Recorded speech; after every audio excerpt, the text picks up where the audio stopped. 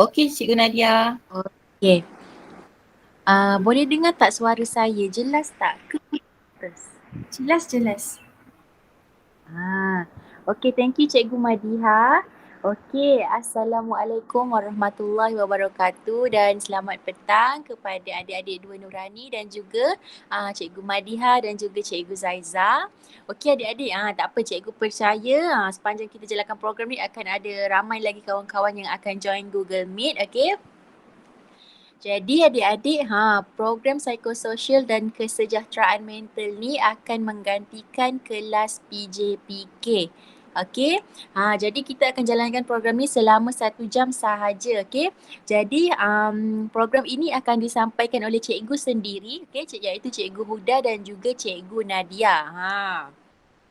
Cikgu Huda dan Cikgu Nadia ni adalah kaunselor pelatih ataupun cikgu praktikal bimbingan dan kaunseling SMK Bandar Baru Bangi pada sesi pagi. So hari ni kita ada kesempatan untuk berjumpa dengan adik-adik Dua Damai kan. Okay, so adik-adik tajuk program kita hari ini adalah pengurusan stres. Okey, kita akan bincangkan tentang punca dan cara menangani stres. Okey, so cikgu akan kongsikan kepada adik-adik semua bagaimana kita nak tangani stres kita dengan bijak. Okey, jadi adik-adik, stres ni normal tau. Stres ni dia boleh, semua orang mengalami stres. Okay, semua orang mengalami stres. Tapi orang yang mengalami stres ini perlu menguruskan stres tersebut dengan baik. Kita perlu uruskan stres dengan baik. Kalau kita tak uruskan stres dengan baik, kalau kita tak tangani stres dengan bijak, maka stres tersebut akan memberikan kesan negatif kepada diri kita. Okey, daripada sudut mental pun boleh terjejas dan juga kesihatan kita juga akan terkesan sekiranya kita tidak menangani stres dengan bijak. Okey. Jadi adik-adik, stres ni bukanlah tandanya kita lemah. Okey, kalau kita stres bukanlah tandanya kita lemah, kita tak kuat mental, tidak. Okey, semua orang mengalami stres. Okey, jadi tak kisahlah berapa umur dia pun, sama ada dia bayi ke atau kanak-kanak ke ataupun remaja, orang dewasa dan juga warga emas juga boleh mengalami stres ini. Okey, jadi adik-adik, sekiranya seseorang itu tidak boleh mengalami stres ataupun dia tidak boleh ada perasaan dia tak boleh ada mood. Okey, dia tak boleh ada mood. Berkemungkinan ianya berpunca daripada otaknya. Okey, mungkin dia pernah mengalami kemalangan yang teruk, okey, sehingga menjejaskan kefungsian otaknya. Okey, bila otak dia terjejas, maka dia pun tak boleh ada perasaan, dia tak boleh ada perasaan happy, sedih ataupun dia tak boleh ada mood ataupun dia juga boleh tidak berasa stres. Okey. Jadi adik-adik, so cikgu akan terangkan kepada adik-adik apa itu stres. Okey, sebelum kita masuk dengan lebih mendalam, cikgu akan terangkan apa itu stres. Okey. Okey adik-adik, jadi stres ni adalah desakan. Okey, desakan ataupun tekanan yang dihadapi oleh individu berikutan peristiwa yang berlaku dalam diri mereka. Jadi tekanan ni datang, jadi stres yang kita hadapi ni adalah disebabkan peristiwa, okey, ataupun perkara yang telah berlaku dalam kehidupan kita. Berkemungkinan peristiwa tersebut adalah peristiwa yang menyedihkan, peristiwa yang mengejutkan kita kan, peristiwa yang membuat kita marah dan sebagainya. Jadi bila kita mengalami peristiwa tersebut, maka kita akan menjadi stres. Okey, kita akan jadi tertekan. Okey. Jadi tekanan perasaan ni, stres ni dia ada dua lah. Satu, stres yang positif, dan stres yang positif ini kita panggil sebagai eustress. Okey, eustress. Manakala stres yang negatif pula kita namakan dia sebagai distress. Okey. Jadi untuk eustress dan juga distress ini cikgu akan terangkan dengan lebih lanjut pada slide seterusnya. Okey, jadi cikgu harap adik-adik nampak dan faham apa definisi stres ini. Okey. So seterusnya akan diteruskan oleh Cikgu Nadia. Cikgu Nadia akan sambung berkenaan dengan stres, okey? Okey, silakan Cikgu Nadia. Okay, thank you so much Cikgu Huda. Okay, so adik-adik semua, Cikgu akan terangkan pada adik-adik semua. Okay, boleh dengar tak suara Cikgu? Boleh kan? Adik-adik semua boleh dengar suara Cikgu? Cuba respon sikit. Boleh. Boleh, okay, thank you so much Boleh Cikgu Akila. Nadia. Okay, thank you Cikgu Huda. Okay, so Cikgu akan teruskan dengan memberi penerangan sekadar penambahan sahaja kepada apa yang Cikgu Huda dah terangkan tadi. Okay, so adik-adik semua, Cikgu nak tambah sikit. Okay, Cikgu nak bagi tahu dengan adik-adik semua bahawa stres ini adik-adik, dia boleh berlaku daripada segi emosi dan juga boleh berlaku daripada segi fizikal kita.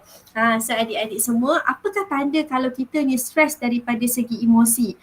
Tanda-tandanya adalah mungkin kita ni akan jadi seorang yang mudah marah, ataupun kita akan jadi orang yang selalu rasa kecewa, ataupun kita akan jadi orang yang sensitif, ataupun kita akan ada rasa takut, kita akan ada rasa bimbang dan kita selalu merungut. Itu adalah tanda bahawa kita ini stres daripada segi emosi kita.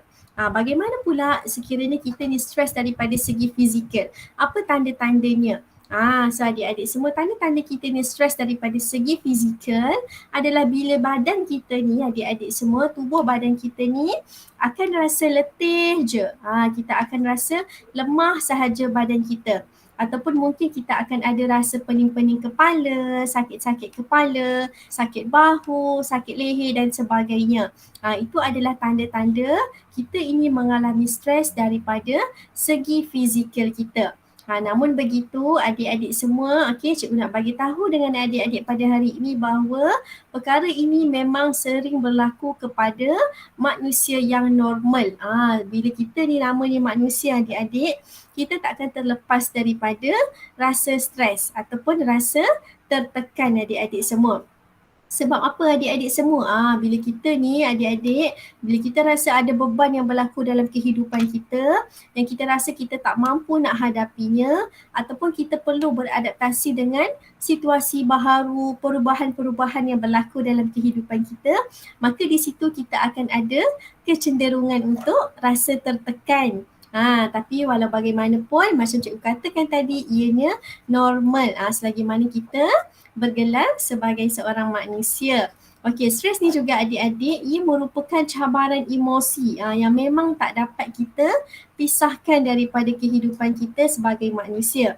Dan adik-adik juga, adik-adik cikgu nak bagi tahu, stres ini juga dia boleh berlaku akibat perubahan luaran ataupun perubahan dalaman yang melebihi kemampuan individu. Maksudnya dekat sini, macam cikgu katakan tadi, mungkin ada perubahan-perubahan yang kita perlu beradaptasi dengannya. Sebagai contoh, mungkin kita masuk ke kelas yang baru ataupun kita baru daftar ke sekolah yang baru.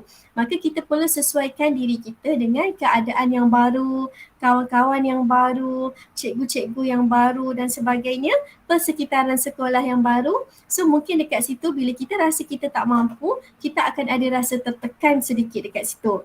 So adik-adik semua, itu adalah perkara yang cikgu boleh kongsikan dengan adik-adik semua tentang stres ni. Okey, tapi cikgu nak bagi tahu dengan adik-adik semua, bila kita sebut tentang stres, kita selalu fikir stres ini adalah negatif. Kita selalu fikir stres ni adalah perkara yang tidak baik. Sedangkan adik-adik sebenarnya kita ada juga stres yang positif.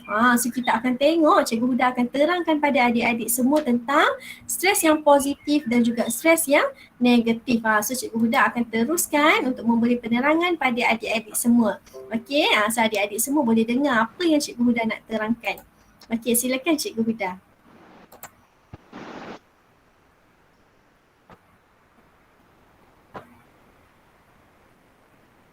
Okay, thank you so much Cikgu Nadia. Betul tu adik-adik. Stres ni bukan sahaja perkara negatif je tau. Bukan satu perkara yang tidak baik. Stres ni dia ada baiknya juga. Okay. Jadi Cikgu akan terangkan tentang eustress dan juga distress. Kalau kita tengok dalam gambar rajah yang cikgu sediakan ni, dia kata kat atas tu eustress merangsang kepada kejayaan. Maksudnya dekat sini, jika kita mengalami eustress, maknanya stres itu adalah stres yang positif. Okey? Stres yang memberi manfaat, yang membantu kita ke arah mencapai matlamat. Membantu kita ke arah kejayaan. Okey. Jadi eustress ni adalah stres yang bagus lah. Okey, stres yang positif. Contohnya cikgu bagi contoh macam sekarang adik-adik berada di sekolah kan, di bangku sekolah. Jadi cikgu percaya salah satu matlamat yang adik-adik nak capai adalah mendapat keputusan yang cemerlang dalam peperiksaan. Apa sahajalah peperiksaan kan, pencapaian dan sebagainya. Jadi dalam masa kita nak mencapai kejayaan tersebut, bukanlah mudah. Okey, pasti ada turun naiknya kan. Mesti ada jalan-jalan liku lah, jalan-jalan yang berliku yang kita perlu lalui. Okey, jadi kat situ kita pasti akan merasa stres. Jadi stres tersebut kita namakan stres yang positif. Okey, eustress. Sebab stres itu adalah stres yang memberi kita motivasi untuk kita mencapai kejayaan. Okey. Jadi seterusnya, cikgu akan terangkan pula tentang distress. Kalau distress pula, kalau kita tengok dalam gambar rajah ni, dia kata tekanan yang boleh membawa kepada kemurungan. Okey, jadi kalau eustress tadi positif, stres yang negatif. Okey, stres yang boleh memberi kesan negatif kepada mental kita dan juga fizikal kita. Okey, jadi adik-adik, distress ini boleh dihadapi oleh sesiapa sahaja jugalah. Okey, daripada bayi hingga ke kanak-kanak, remaja macam adik-adik, okey, orang dewasa dan juga warga emas boleh mengalami distress. Okey, kalau kat situ kita tengok kemurungan kan, dia kata tekanan boleh membawa kepada kemurungan. Kemurungan ni adalah satu penyakit mental. Okey, jadi stres dan juga kemurungan ni adalah dua perkara yang berbeza. Kalaulah stres yang kita hadapi tu dah sampai jadi tahap yang teruk, yang kita tak boleh kawal, maka kita membawa kepada kemurungan. Sebab itulah kita perlu atasi stres yang bijak. Kalau kita rasa diri kita stres, kita cari puncanya dan selesaikan dan atasi stres tersebut dengan okey. Jadi distress ni adik-adik, bila kita rasa tekanan ataupun cabaran yang hidup kita ni melebihi kemampuan kita. Okey, kita rasa tekanan tersebut melebihi kemampuan kita. Okey, sebenarnya kadang-kadang ujian yang datang tersebut, tekanan tersebut kita boleh hadapi, tapi sebab pemikiran kita memikirkan bahawa kita tak mampu menghadapinya, maka kita jadi stres. Sebab itulah kita jadi stres, sebab pemikiran kita mengatakan bahawa kita tidak mampu hadapi tekanan tersebut. Okey, jadi bagaimana kita berfikir adik-adik, cara kita berfikir akan menentukan emosi kita. Jadi kalau kita berfikir secara positif, kita fikir perkara yang baik-baik, maka emosi kita juga akan jadi positif. Kita akan jadi gembira, kita akan jadi lebih tenang. Okey. Jadi kalau kita sebaliknya kita berfikir secara negatif, okey, kalau kita terlalu overthinking kan, terlalu fikir yang negatif, yang tidak baik, maka emosi kita juga akan terganggu. Maka emosi kita boleh jadi sedih, kita boleh jadi kecewa, okey. Emosi kita akan jadi negatif jugalah. Jadi tingkah laku kita juga akan menjadi negatif. Kita boleh bertindak kasar, kita boleh bertindak di luar kawalan, okey, kita boleh berfikir secara tidak rasional. Sebab itulah kita bila stres ni, kita perlu atasinya dengan bijak. Okey. Sebab kita tahu badan kita tahu minda kita. Kita tahu bila kita stres, bila badan kita penat. Jadi bila kita stres tu, carilah langkah yang bijak untuk kita atasi stres tersebut. Okey adik-adik, setakat ni ada soalan tak mengenai eustress dan distress? Cuba respon dekat dalam chat ke ataupun buka voice. Faham tak setakat ini apa yang cikgu terangkan tentang eustress dan juga distress? Tak ada, tak ada. Cuba Okey, respon dalam chat ke ataupun buka voice pun boleh juga. ada orang cakap tak ada Cikgu Huda. Tak ada, tak ada. Okey, so kalau tak ada, okey itu dia adik-adik semua. Okey, tak Okey. ada. Cikgu Huda Okey, dah Cikgu bagi Nadia, penerangan teruskan Cikgu pada Nadia. kita tentang eustress dan juga distress. So Cikgu Huda dah terangkan dah tentang stres yang positif dan juga stres yang negatif. So sekarang ni adik-adik, Cikgu nak bagi tahu dengan adik-adik, Cikgu nak kongsikan dengan adik-adik semua tentang punca pula kenapa kita ni stres adik-adik semua.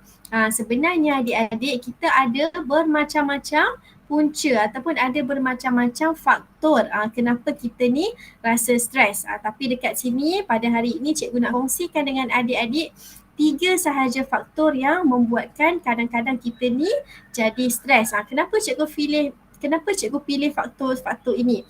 Sebab faktor-faktor yang Cikgu pilih ini adalah faktor-faktor yang paling dekat dengan diri kita, iaitu semestinya diri kita sendiri, keluarga kita dan juga apa pekerjaan kita ataupun apakah tugasan sekolah kita. Kan? Okey, so Cikgu akan mulakan dengan faktor yang pertama. Okey, faktor yang pertama adik-adik semua adalah faktor diri sendiri. Okey, so sebenarnya faktor diri sendiri ni sangat banyak. Sangat banyak kan? Mungkin kita punya pemikiran yang menyebabkan kita rasa stres ataupun mungkin kita punya cara kita berfikir, cara kita mengendalikan sesuatu ataupun mungkin sikap kita sendiri.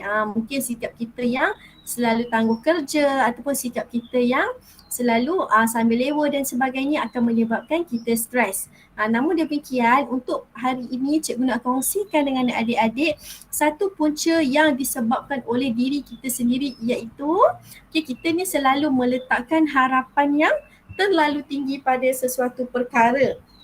Okey, harapan yang terlalu tinggi ni adik-adik semua kadang-kadang dia akan makan diri kita sendiri. Kadang-kadang dia yang akan menyebabkan kita rasa stres. Sebagai contohnya apa? Sebagai contohnya kadang-kadang kita ni adik-adik semua kita harap sangat kita ni dapat masuk kelas yang sama dengan kawan-kawan baik kita. Kita harap sangat kita dapat masuk sekolah yang sama dengan kawan-kawan kita.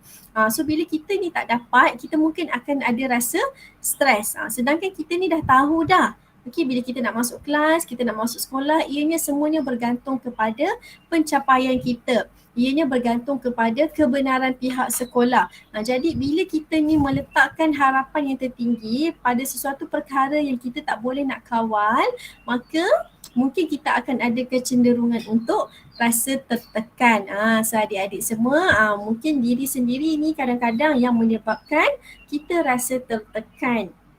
Okey, so kita tengok pula faktor yang kedua, iaitu faktor keluarga. Kenapa Cikgu pilih faktor keluarga ni? Sebab keluarga ni adalah orang yang paling dekat dengan kita, orang yang tinggal dengan kita, yang tahu baik buruk kita, yang kita tinggal serumah dengan dia. Kan? So Cikgu pilih faktor keluarga ni sebab dia adalah mungkin menjadi juga faktor kenapa kita rasa tertekan. Okey, so yang pertama adalah konflik rumah tangga. Mungkin ada di kalangan kita, keluarganya ada masalah keluarga ataupun dia ada hubungan yang tak baik antara kita ni dengan mak ayah kita ataupun antara hubungan kita dengan adik-beradik kita ataupun mungkin antara ibu dan ayah kita sendiri ada konflik yang berlaku. Dan berlakulah pergaduhan-pergaduhan di dalam rumah dan sebagainya. So mungkin itu juga menjadi faktor kenapa kita ni rasa stres. Kita rasa tertekan. Betul tak? Kan?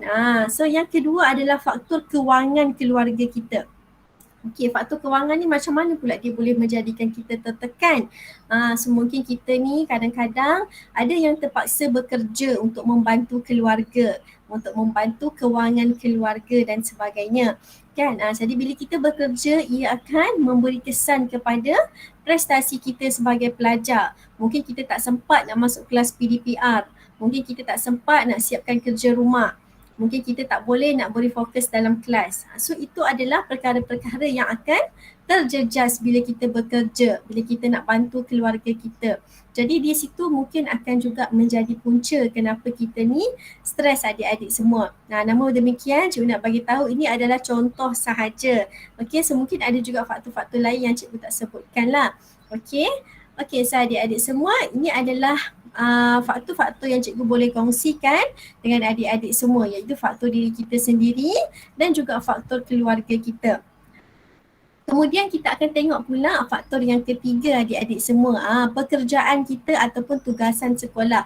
Kalau untuk cikgu mungkin pekerjaan cikgu menyumbang kepada cikgu rasa tertekan. Ataupun untuk adik-adik semua mungkin rasa macam tugasan sekolah ni banyak sangat, bebanan kerja yang sangat tinggi sehingga kita rasa tertekan. So adik-adik semua, cikgu faham sangat-sangat dalam keadaan yang sekarang adik-adik semua belajar daripada rumah, kita ada PDPR dan sebagainya. Mungkin adik-adik semua terpaksa membahagikan komitmen sebagai seorang anak dan juga sebagai seorang pelajar. Ada di antara kita yang terpaksa tolong mak jaga adik, tolong mak berniaga kan, tolong mak tengok-tengokkan adik dan sebagainya.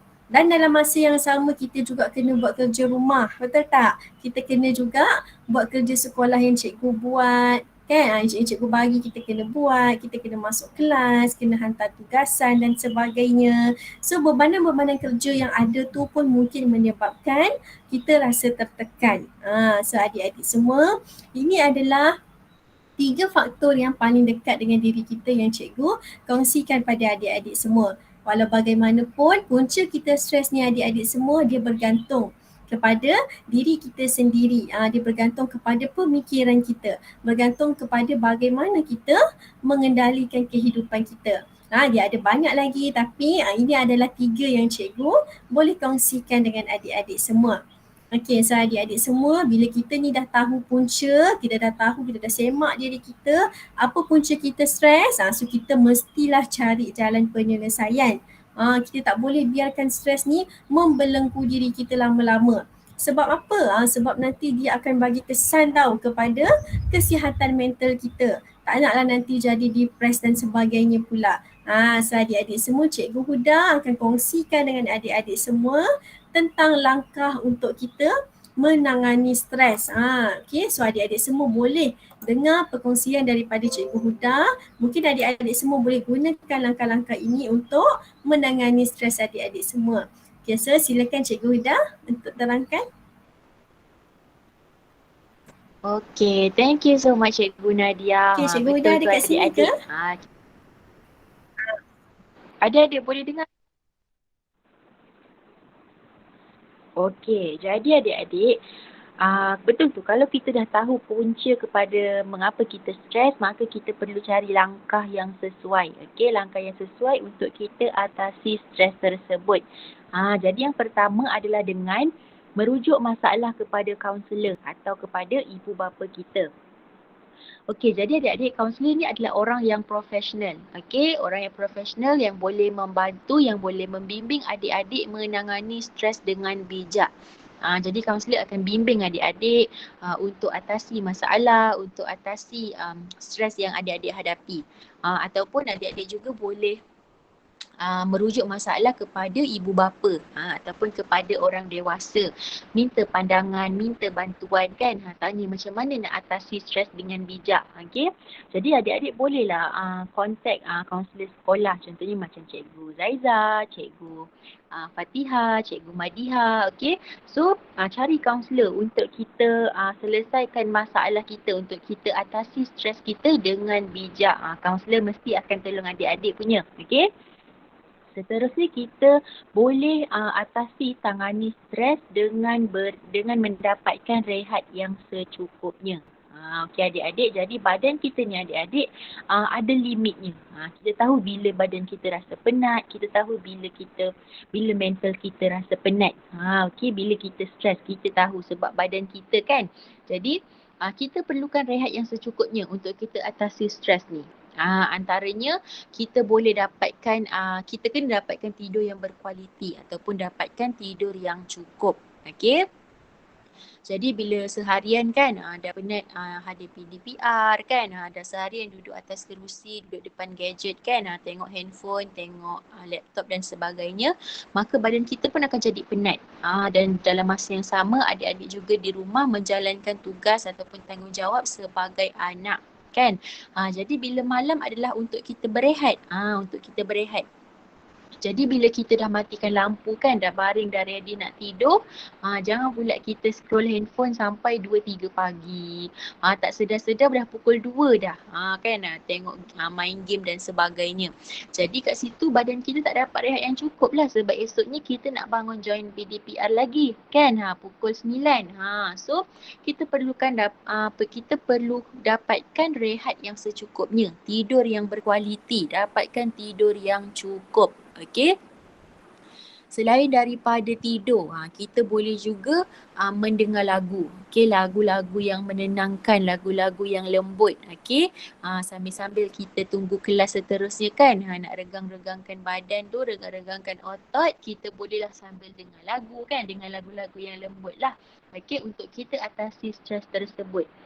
Jadi adik-adik, bila kita berehat kan, bila kita berehat badan kita akan jadi tenang. Pernafasan kita jadi normal.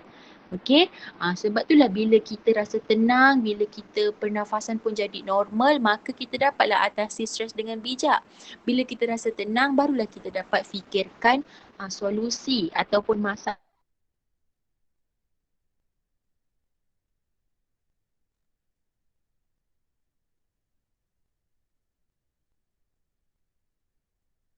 Jadi Cikgu Huda masih lagi bersama kita ke?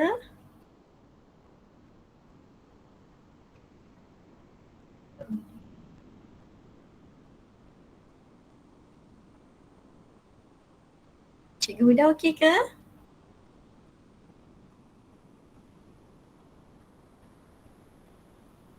Okey, so adik-adik semua, okey, boleh faham tak apa yang Cikgu Huda dah terangkan tadi? Cuba jelas tak apa yang Cikgu Huda dah bagi tahu tadi? Jelas tak tentang langkah-langkah tangani stres? Jelas ke adik-adik semua? Cuba bagi respon sikit kat Cikgu. Jelas. Cuba tulis kat ruangan chat. Jelas ke? Jelas. Jelas. Okey. So Cikgu rasa Cikgu Huda dah habis dah tadi bagi tahu hello, kita tentang sorry. Ada cikgu. Okey. Dengar Cikgu Huda. Jelas.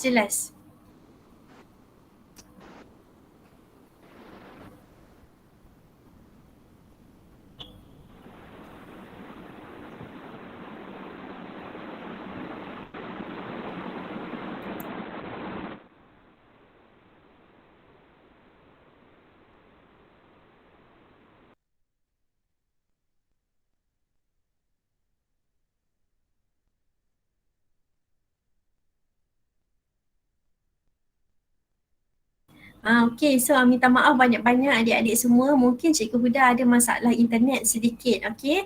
Okey, so adik-adik semua, Cikgu akan teruskan dengan langkah yang keempat. Okey, so tadi Cikgu Huda dah kongsikan dengan kita 3 langkah bagaimana nak tangani stres. Iaitu langkah yang pertama, Cikgu Huda kata kita kena rujuk masalah kita pada kaunselor ataupun ibu bapa. Kemudian yang kedua, Cikgu Huda kata kita mungkin boleh berehat secara secukupnya. Kita rehat dengan secukupnya. Dan yang ketiga, Cikgu Huda kata langkah yang ketiga mungkin adik-adik boleh gunakan. Okey, adik-adik ciptalah hobi yang boleh mendatangkan ketenangan. Macam Cikgu Huda kata, mungkin boleh dengar muzik-muzik yang menenangkan kan. Boleh buat perkara-perkara yang kita suka kan. Okey. Okay, so adik-adik semua, cikgu akan teruskan berkongsi dengan adik-adik tentang langkah yang keempat, iaitu kita ni adik-adik semua bila kita tertekan, kita boleh melakukan aktiviti sukan dan juga riadah. Sekurang-kurangnya adik-adik semua 3 kali seminggu. Okey, bunyi macam klise kan? Kalau kita ni stres je, kita kena bersenam kan? Kalau kita stres je, kita kena beriadah. Tapi adik-adik semua, cikgu pilih langkah ini untuk cikgu kongsikan dengan adik-adik sebab langkah ini merupakan satu langkah yang pada pandangan cikgu sangatlah berkesan, sangatlah efisien. Sebab cikgu sendiri pun pernah cuba menggunakan langkah ni. InsyaAllah berkesan. Okey. So adik-adik semua, kenapa cikgu kata macam tu? Sebab adik-adik semua, bila kita ni bersenam, bila kita bersenam, kita boleh bantu kurangkan ketegangan otot-otot kita. Bila otot kita ni relax kan, kita berada dalam keadaan yang tenang, maka kita pun akan rasa macam kurang stres kita. Kita kurang rasa stres. Kemudian apa lagi? Bila kita ni bergerak adik-adik semua, kita bersenam, kita melakukan banyak pergerakan, kita berpeluh kan, kita melakukan aktiviti-aktiviti fizikal, maka hormon endorfin dalam badan kita akan dirembeskan. Sama macam Cikgu Huda kongsikan tadi. Hormon endorfin ni adik-adik semua ia adalah hormon gembira dalam badan kita. Bila dia keluar maka kita ni akan rasa lebih baik. Kita akan rasa lebih tenang adik-adik semua. So adik-adik semua kalau tak ada aktiviti sukan yang adik-adik suka. Contohnya cikgu saya nak bersenam tapi saya tak minat lah nak jogging cikgu. Saya tak minat lah, saya tak berapa berkenan nak berjogging dan sebagainya. Okay, so adik-adik semua kalau rasa macam tak berminat nak jogging kan, bolehlah gunakan kaedah yang paling mudah iaitu berjalan sahaja. Pada peringkat pertama ni kan, jalan-jalan je. Okay, itu pun akan menyebabkan kita keluar peluh.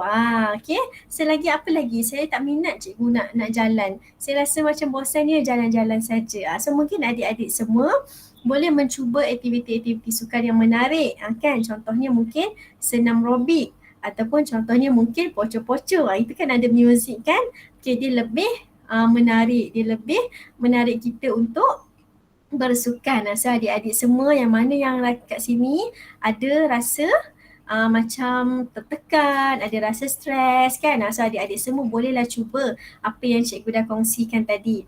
Okey, buatlah aktiviti dengan keluarga. Ajaklah adik sama-sama nari poco-poco. Ajaklah kakak dengan abang sama-sama buat senam aerobik. Kan, bila buat ramai-ramai ni kita rasa lebih seronok, betul tak kan?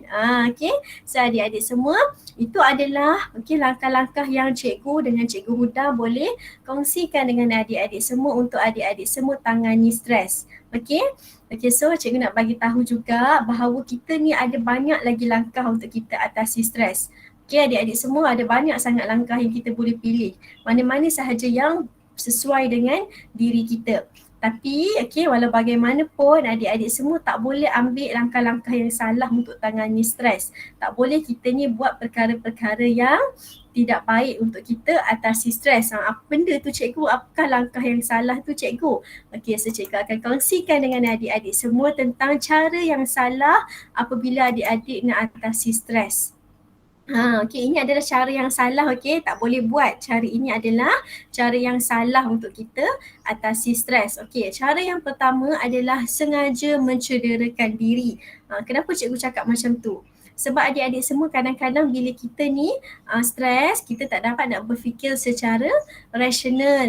Kita tak dapat nak berfikir dengan baik. Sampai kadang-kadang kita tak sedar bahawa ada tindakan kita yang menyebabkan kita ni macam saja-saja cederakan diri kita.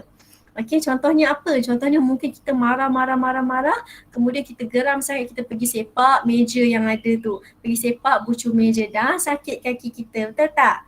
Kan? Ataupun mungkin kita ni geram, marah, rasa macam nak hilangkan stres, kita pergi masuk toilet, kita tumbuk cermin dalam toilet. Itu pun adalah perkara yang tidak baik. Sebab apa? Sebab dia boleh cederakan diri kita. Ianya tidak akan menyelesaikan apa-apa masalah pun. Tambah lagi, bila kita dah sakit, badan kita dah sakit, dah cedera, kita akan tambah lagi rasa stres kita. Ianya tak akan menyelesaikan pun masalah yang kita hadapi. Lagi apa lagi adik-adik yang biasa kita buat ataupun yang biasa kita dengar orang buat bila stres? Kan, bila stres je duduk kat dalam rumah, kita pun pergi keluar rumah. Keluar rumah bukannya kita bersenam, bukannya kita baik-baik, tapi kita pergi ambil motor kita bawa laju-laju kan, bawa laju-laju. Kemudian kita ni mungkin akan mencederakan diri kita. Tujuannya apa? Tujuannya sebab kita ni kata nak release stres je, tapi kita tak sedar bahawa kita ni ada kecenderungan untuk membahayakan keselamatan diri kita. So adik-adik semua, cara yang salah untuk kita atasi stres adalah bila kita ni sengaja mencederakan diri kita. Itu adalah cara yang salah adik-adik semua. Adik-adik semua bebas untuk memilih cara yang cikgu kongsikan tadi, tapi adik-adik tak boleh pilih cara untuk cederakan diri adik-adik semua. Okey, so itu adalah cara yang pertama. So Cikgu Huda akan kongsikan cara yang kedua dan cara yang ketiga. Bagaimana adik-adik semua nak, bagaimana adik-adik semua tak nak terlibatkan diri adik-adik semua ni dalam cara yang salah untuk adik-adik atasi stres. Okay, so Cikgu Huda silakan.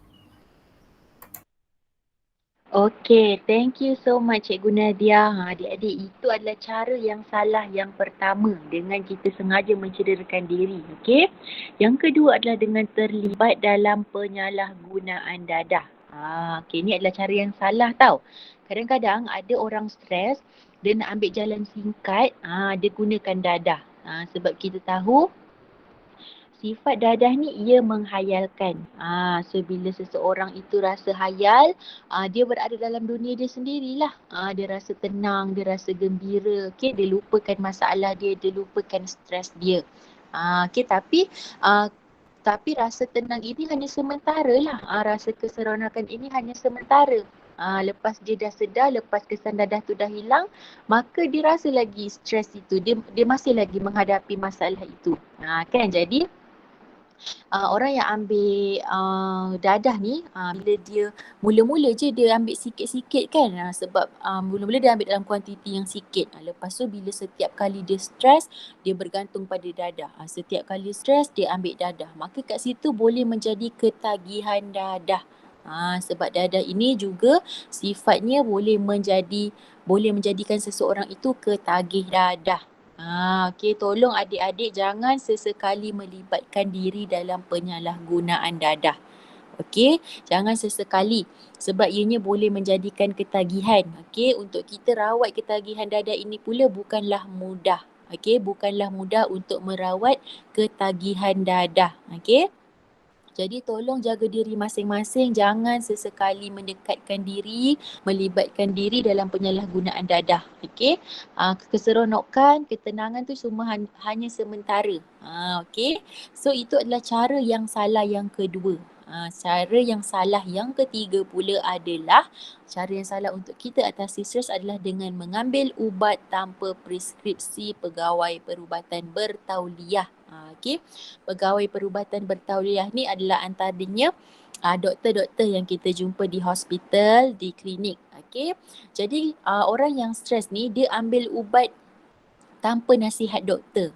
Contohnya kan macam ubat batuk ataupun ubat selsema boleh mendatangkan kesan mengantuk. Okey, maka orang yang stres ini dia nak ambil jalan mudah, nak ambil jalan singkat, dia tak nak ambil langkah yang bijak, maka dia minum ubat batuk itu dengan kuantiti yang banyak. Dengan cara yang overdose. Maka dia akan dapatlah kesan mengantuk tu. Okey. Jadi dia rasa dengan tidur dia boleh lupakan stres dia, dia boleh hilangkan stres dia. Jadi adik-adik, sesetengah ubat batuk dan juga ubat selsema ini boleh mendatangkan ketagihan. So seseorang itu bila dia dah terlalu bergantung dengan ubat tersebut, maka dia boleh jadi ketagihan ubat. Okey. Jadi kadang-kadang kalau seseorang itu rasa stres sampaikan dia tak boleh tidur, okey, dia stres sampai dia tak boleh tidur, kemudian dia pergi ke klinik dengan berjumpa doktor untuk berjumpa doktor, ada kes yang doktor akan berikan ubat tidur. Yang itu tak apalah sebab itu doktor sendiri yang bagi. Okey, itu di atas nasihat doktor. Dan juga adik-adik perlu tahu bahawa pil tidur ni ataupun pil tahan sakit juga boleh menjadikan seseorang itu ketagihan ubat. Sebab tu kita perlu makan ubat atas nasihat doktor sahaja. Jangan ambil sembarangan. Okey. Kalau macam ubat batuk, ubat selsema yang kita boleh dapatkan di farmasi ataupun di kedai-kedai berdekatan dengan rumah kita dan sebagainya, tolong ambil kalau kita perlukan ambillah dalam kuantiti yang dibenarkan. Kan dia ada arahan dekat situ kan. Okey. So janganlah ambil ubat tanpa nasihat doktor yang secara overdose. Okey, ada orang ambil ubat bersama ubat lain. Okey, kemudian dia konsum ubat tersebut dengan alkohol ataupun arak. Okey adik-adik, kalau kita ni terlalu banyak makan ubat, maksudnya kalau kita overdose kan, kita makan tanpa nasihat doktor dan sebagainya, kita boleh mendapatkan kesan sampingan, kesan yang negatif kepada diri kita. Contohnya boleh rosakkan buah pinggang. Okey, jadi adik-adik, kalau kita stres, sila cari punca stres tersebut. Cari punca stres dan atasinya dengan bijak. Kan cikgu cakap tadi boleh merujuk kepada kaunselor ataupun ibu bapa ataupun orang dewasa. Okey. So itu adalah 3 cara yang salah untuk kita atasi stres. Okey, so cikgu harap adik-adik faham di atas perkongsian cikgu hari ini mengenai stres. Kita dah tengok tadi definisi stres, okey, punca-punca stres, langkah untuk kita atasi stres, dan juga cara yang salah untuk kita atasi stres. Okey, jadi adik-adik perlu ingat stres ini normal tau. Stres ini normal. Semua orang mengalami stres. Jika kita stres, tolong cari langkah yang bijak untuk kita atasi stres tersebut. Okey, so sebenarnya kita dah hampir ke penghujung program kan Cikgu Nadia? Ya, betul tu Cikgu Huda. So adik-adik semua, kita dah sampai dah ke penghujung program kita. So sedikit sahajalah kesimpulan sedikit daripada Cikgu. Okay, sebelum kita tamatkan kita punya program. Boleh kan Cikgu Huda saya buat kesimpulan sikit? Okey, so adik-adik semua, itu adalah perkara-perkara yang cikgu dengan Cikgu Huda boleh kongsikan dengan adik-adik semua tentang stres. Mula-mula tadi kita tengok apakah definisi stres. Kemudian kita dah tengok dah apa punca kita stres kan. Kemudian kita dah tengok kepada langkah untuk kita atasi stres. Okey, kenapa cikgu dengan Cikgu Huda kongsikan semua tu pada adik-adik semua? Sebab adik-adik semua, stres ni kalau kita tak tangani dengan bijak dan kita biarkan dia berlarutan ada dalam hidup kita kan, dia ni yang boleh mengganggu adik-adik punya kesihatan mental. Sebab tu sangat penting untuk adik-adik semua bijak urus stres kita supaya kita dapat jaga kesihatan mental kita. Kita ni adik-adik semua kadang-kadang kita ni kena selalu berfikiran positif dan kita selesaikanlah masalah yang kita hadapi. Sebab apa? Sebab bila kita ni selesaikan masalah kita, insya-Allah kita akan boleh tangani kita punya rasa stres itu. Jangan lari jangan lari daripada masalah sebab setiap masalah itu adik-adik semua ada jalan penyelesaian dia. Okay. So adik-adik semua kalau ada rasa macam tertekan, boleh cuba buat langkah-langkah yang cikgu dengan Cikgu Huda dah kongsikan tadi.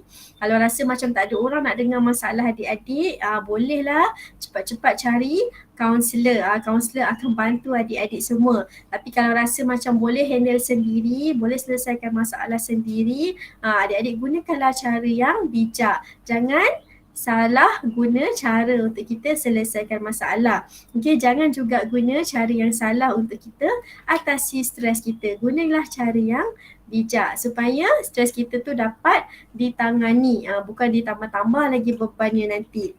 Okay, so cikgu rasa setakat itu sahaja perkongsian daripada cikgu dan Cikgu Huda. Okay, so Cikgu Huda ada apa-apa ke nak tambah? Adik-adik semua ada soalan tak? Kalau adik-adik ada soalan, sila tanya dalam ruangan chat, ataupun boleh buka voice. So sekarang ni cikgu nak berikan link kehadiran kepada adik-adik. Kalau adik-adik buka link kehadiran itu, dia akan tertera tajuknya borang kehadiran tingkatan 5. Sila abaikan sahaja tingkatan 5 itu, terus isi email. Email tolong gunakan ejaan yang betul. Ejaan yang betul. Guna email MOE boleh ataupun guna email biasa pun boleh. Tapi pastikan ejaan yang betul, kemudian tulis nama dengan ejaan yang betul, kemudian tulis kelas yang betul dan juga IC supaya adik-adik dapat sijil dengan maklumat yang betul. Tadi ada kes seorang student ni dia tulis email dia dengan tulisan besar semua, huruf besar semua. Tak boleh adik-adik. Kita tulisan kecil je, ikut email yang adik-adik ada lah. Tapi tadi dia tulis semua tulisan besar, @yahoo.com pun semua tulisan besar. So dia tak dapat sijil tu. So cikgu nak bagi link kehadiran. So sekarang adik-adik boleh isi borang kehadiran dan juga link penilaian program, Kalau ada masalah boleh bagi tahu pada cikgu, Cikgu Nadia. Adik-adik semua, dah boleh start isi link kehadiran dan juga link penilaian program. Jangan left dulu sebab cikgu nampak ada yang left. Isi dulu link kehadiran, sebab ini akan jadi awak punya kehadiran untuk kelas PJPK awak semua, so adik-adik semua boleh start isi link kehadiran dan juga link penilaian program. Dan sementara itu, cikgu nak kongsikan dengan adik-adik satu lagi perkara. Okey, so adik-adik semua, cikgu nak bagi tahu dengan adik-adik semua bahawa UBK dan juga panitia PJPK ada anjurkan satu pertandingan. Pertandingan apa tu? Okey, so kita ada anjurkan satu pertandingan poster digital minda sihat. Poster digital tu apa pula cikgu? Okey adik-adik semua, poster digital ini adalah poster yang adik-adik buat menggunakan aplikasi-aplikasi yang ada di internet. Contohnya mungkin Canva ataupun poster My Wall. Okay. So itu adalah aplikasi-aplikasi yang famous yang biasa kita gunakan untuk kita buat poster. Okay. So adik-adik semua, syarat pertandingan ini adalah ianya terbuka tahu kepada semua pelajar. So adik-adik semua boleh join kita punya pertandingan ini. Okey, so pertandingan ini dah bermula daripada 8 September sehingga 22 Oktober. So mana-mana pelajar yang berminat nak join boleh hantar pada cikgu poster yang awak dah buat pada selewat-lewatnya 22 Oktober sebelum jam 6 petang. Okey. So kita akan pilih pemenang daripada 5 pelajar sesi pagi dan 5 pelajar sesi petang. So adik-adik semua sangat-sangatlah dialu-alukan untuk join kita punya program sebab adik-adik semua tak perlu compete dengan abang-abang dan kakak-kakak awak. Awak cuma perlu compete dengan adik-adik tingkatan 1 sahaja. Jadi adik-adik semua sangatlah dialu-alukan untuk join. Manalah tahu ada rezeki kan, kita akan bagi hadiah berbentuk wang tunai yang sangat lumayan pada adik-adik semua. Okey, so adik-adik semua dipersilakan dan sangat-sangatlah dialu-alukan untuk join kita punya pertandingan ini. Okey, so adik-adik semua, pertandingan ini adik-adik semua kena buat poster ni mestilah berkaitan dengan kesejahteraan mental. Maksudnya mungkin adik-adik nak berkongsi tentang pemikiran positif ataupun adik-adik nak berkongsi tentang pengurusan stres ataupun adik-adik nak berkongsi tentang penyakit-penyakit mental yang ada. Okey, boleh. Boleh. Okey. So adik-adik semua boleh sediakan apa-apa sahaja kandungan asalkan ianya masih lagi berkaitan dengan kesejahteraan mental. Okey, so adik-adik semua, poster yang adik-adik buat tu mestilah asli tau. Tak boleh ambil daripada gambar Google terus hantar pada cikgu. Tak boleh adik-adik boleh rujuk Google untuk isi kandungan tapi tak boleh ambil terus gambar dan hantar pada cikgu. Okey, so kaedah penghantarannya adik-adik semua adalah melalui Google Form. Cikgu akan berikan pada adik semua link untuk adik hantar poster yang adik-adik dah buat ni. Okey, so setakat itu ada apa-apa soalan tak nak tanya berkaitan dengan poster? Ataupun ada sebarang masalah ke untuk isi link kehadiran dan juga link penilaian program? Kalau ada boleh bagi tahu Kalau ada soalan pun boleh bagi tahu.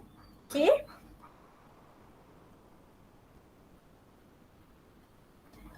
Okey, so pada mana-mana pelajar, okey.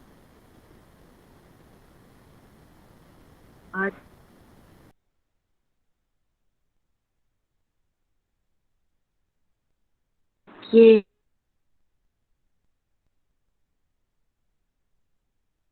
Itu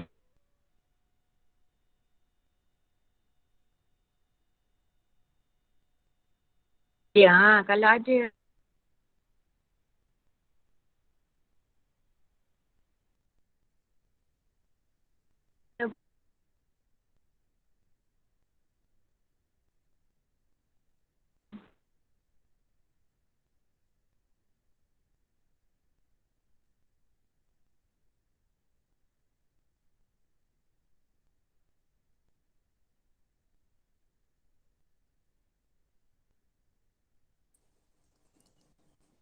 Okey, so adik-adik semua, minta maaf sebab cikgu punya bateri laptop habis. Laptop cikgu tiba-tiba je habis bateri.